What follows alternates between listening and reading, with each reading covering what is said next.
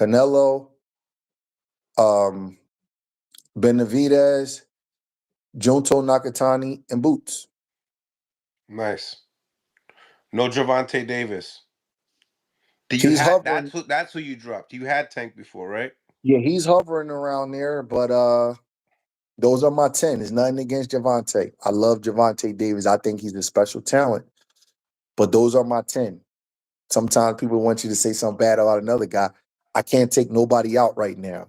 Gervonta come back and handle business against Lamont Roach, then maybe I'll revisit it. But right now, those are the 10. You know, Shakur and Gervonta is like, they right on there. But those are the 10 that I'm more comfortable with. I'd be surprised if so many people leave David Benavidez off the pound for pound list. He's lining up smoke, man. And he's trying to fight Bivol. I mean, who's doing that kind of stuff?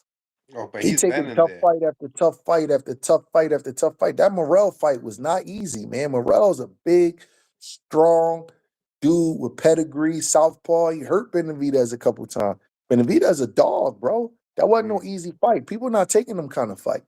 Then he chasing Bivol down. And Bivol got an argument for being the best fighter in the world. I'm not saying who's going to win and who's going to lose, but people got to respect Benavidez's ambition because we not in the era where guys is taking those kind of fights. He should have been on some pound for pound list. Sometimes guys stay on the pound for pound list too long and they just be on there because of their reputations and legacies, but it's not who can actually beat who right here in this moment. So guys like Benavidez and Bam and Boots, they young, but they deserve to be on there. Everything don't have to be guys in their mid-30s that's already super established. You know, I think those guys deserve to be on there. I like it. I like it. Uh, the Gambler, thank you for the $2. If Ennis takes one overhand from Bakram, he sleeps. Bakram's a big puncher. That's definitely a big puncher. I know that Listen, Boots is gonna have to be careful when he goes to 54. He is because sometimes he fights with his hands down. Sometimes he's he not the gets a biggest little guy. yeah. Sometimes he just he just I don't even know what the word is, but sometimes he just he he he he gets a little bit bloodthirsty. Maybe I don't know. He gonna have to be careful, but his IQ is high. So sometimes when you have a high IQ, your instincts will let you know what you could do and what you can't do when you get in there with certain people. So his game is still evolving. We got to see how he keeps going up in levels. Like Roy Jones, right? I'm a big Roy Jones fan. At 60 and 68, he was like the Terminator. But at 75, he started going the distance more. He was just as dominant, but he would just go the distance more and he would pot shot guys because they was bigger. Like heavyweights walk around 6'1", 210 pounds, and they cut down to 175, so they different sized men. So if Boots' IQ is on a level, what he'll do is his style will start to evolve contingent upon who he's fighting. So maybe he won't be such the risk taker once he get to 54 and 60 if he get there because the guys is a little bigger and they punch harder. We got to just see. Mm, mm. I like it. Yeah, I mean, I feel like. Do you feel like that per se?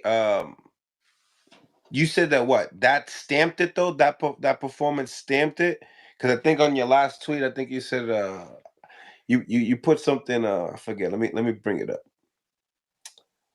Uh, my man, Breadman, Breadman. There he is. He said, yeah, and I said it. So it felt like it was like more confident after that performance that it was like, yo, he's on there. And I said it, yeah. Oh, the pound for pound list? Yeah. When Yeah, you man. when you 'Cause you put know that what? I out get there. a lot of like racist emails and stuff all the time, like like telling me I'm from Philly and I like Boots and Virgil Ortiz gonna kick his ass and this, that, and the other. And it's just ridiculous. Like I got like 5 white dudes on the pound for pound list and 2 Japanese dudes, and people mad at me because I put Boots on there. It's crazy, right? Seriously, just look at my pound for pound list. No, I was Look thinking. at I know. You don't have read. Shakur. You don't have Yeah, Shakur. You don't have read Tank. my You don't pound for have Devin pound list off. Haney. It's crazy that I get racist emails You got because actually I got two black dudes on the pound for Yeah, I was pound about to list. say you got two. You got two. You I got got Bud, two Bud, freaking black dudes, Usyk, and Inoue, people mad. Bevo, Better Beef, Bam, Canelo, Benavidez, Nakatani, and Boots.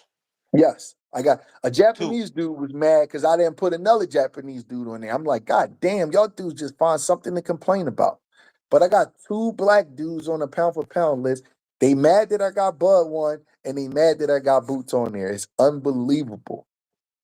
It's unbelievable. I put Mexican guys on there. The rest of three Mexican guys, two Japanese guys, and the rest is white guys, and people mad at me and sending me racist emails.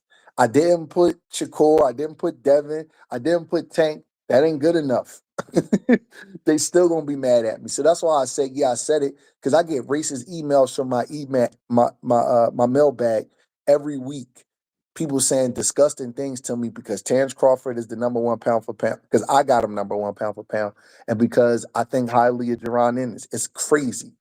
It's literally crazy. They just forget when I say Canelo's a Hall of Famer, or Benavidez should be on a pound for pound, or Bam is the truth, or Usyk is the truth. They don't. They just that just go over their head. They just want to be mad at what they want to be mad at. But the boxing media is the same way, man. A lot of them, their opinions get paid for. That's the truth. If you get access to certain fighters and they make your stuff go up, they get paid for. Your opinion is not a real opinion. If your guy lose, you can't even really say it because he give you access to him all the time. Then you got other people, parts of the media, who just they slander guys for no reason, and then I seen somebody talking about Boots looked like he was a super middleweight, and the other guy looked like a junior welterweight. I'm like, man, that's not that. That's not accurate. That's not that. That's an exaggeration. Stanionis is a pretty muscular guy. You know what I mean? Did you see a He scale? said it on air though. He could make 140. Who said that? Stan Jonas. So what? He said it. Fighters say stuff all the time that they don't mean. If he could make 140, then why didn't he ever make it? Fighters that say anything, bro. You know as well as I do. They're the most optimistic liars in the world. Go walk up to a guy at 160 and say, "Yo, bro, what you weighing right now?" When he don't got to fight, he gonna look at you and say 175, 172. I'll stay in shape. Then you go put his ass on the scale. It's gonna be 200 pounds, 195. They lie all the time. That don't mean nothing because he said he could make 140. He never made 140. He didn't make the weight if you could make it. So I just feel like the media sometimes is never objective, especially in boxing. You got guys like saying disrespect. You could tell how somebody feel about somebody is because of how they how easy and how harsh they able to criticize a person. You should be able to criticize somebody respectfully without without being Slandering harsh the with name. your criticism and slandering them and saying something. You see, it's not a compliment to say, "Yeah, Boots look like a super middleweight, and the other kid look like a junior welterweight." Well, that's not a compliment. That you're discrediting his career best win. I hate that. You know what I mean? People try that shit with me with Karan Davis and Elijah Garcia. Well, Elijah was made to order for him. Well, did you say that shit before the fight? Did you say it before the fight? I don't want to hear how made the order he was for him when he was a 10-1 favorite to beat him. How was he made the order for him?